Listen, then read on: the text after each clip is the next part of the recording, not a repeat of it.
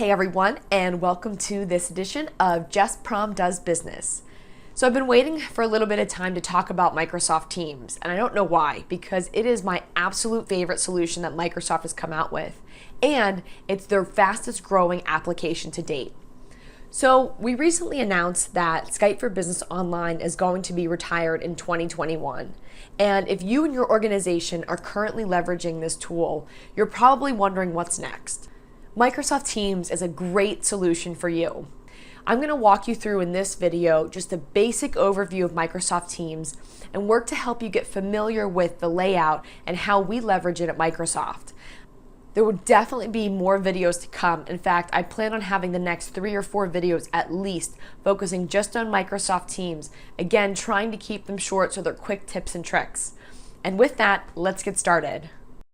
Obviously, the first thing we need to discuss is how to access Microsoft Teams. There are 2 ways that you can use Teams on your computer.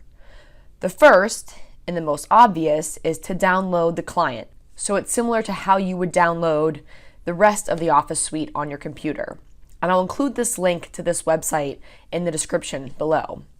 The second way you can access Microsoft Teams is via the web browser. So as you can see here, I've gone to office.com, and when I sign in, because I have single sign-on activated, it automatically takes me to my home page for Office. Here you can see there are a ton of applications that I can leverage using Office 365. But again, we're talking about Teams. So I'm going to click on Teams here, and it's going to take me into the web version of the application. Now, when the Microsoft team built Teams, they did a great job of making sure there was feature parity between the web application and the client on your computer. The second way I mentioned that you can use Microsoft Teams on your computer is by using the client. So here I'm going to click into the search bar, or also known as Cortana if you're using Windows 10. And when I start typing Teams, you'll see the application pop up. That's exactly what I want. I'm going to click on it, and you'll see the application open up. Now, if I want to keep this application on my toolbar, I'm going to give it a right click and then select Pin to Taskbar. And this is something I do for any application I use frequently, as you can probably tell from my taskbar right now. All right, let's get into the fun stuff. The first thing you'll notice about Microsoft Teams is on the left-hand side, we have your main menu. Now, yours might look a little bit different depending on the settings that your company has for Microsoft Teams. As an example, one of the things that might be missing is calls. But that doesn't mean that you can't use Microsoft Teams as a great way to collaborate with your colleagues and even people external to your company. So as I go into these, the first one here is activity. This is going to let me know any place where either I myself have specifically been mentioned or an entire channel that I'm a part of has been mentioned. This is a great way to organize your to-dos when you log into Teams. Here we have chat. This is the primary tool you use for either one-on-one chats or even group conversations.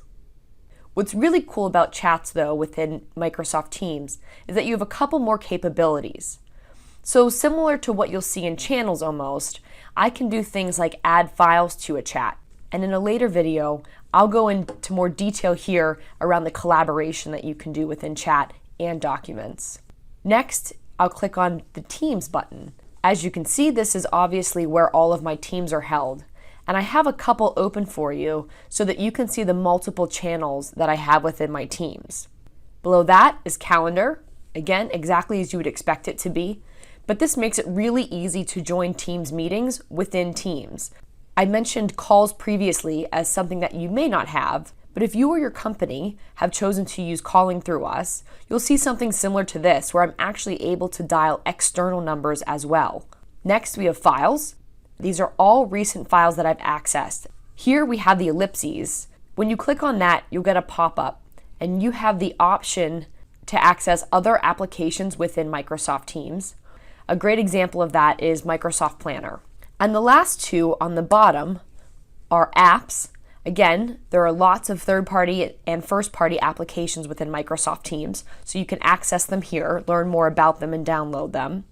And then the Help button is a great way for you to either get help on Microsoft Teams or even report a problem. And I highly suggest, if you notice issues with Microsoft Teams, that you do this, because our engineering and product teams really pay attention to the feedback they get.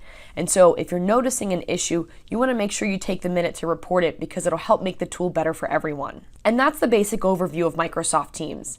As I said, we weren't going to get too deep in this one. The next one, I'll go into each of the areas in more depth and really talk about what it looks like to collaborate within Teams. As always, I hope you found this video helpful. If you did, please subscribe and ring the bell below to get updates when I post, and I'll be posting new videos every Thursday.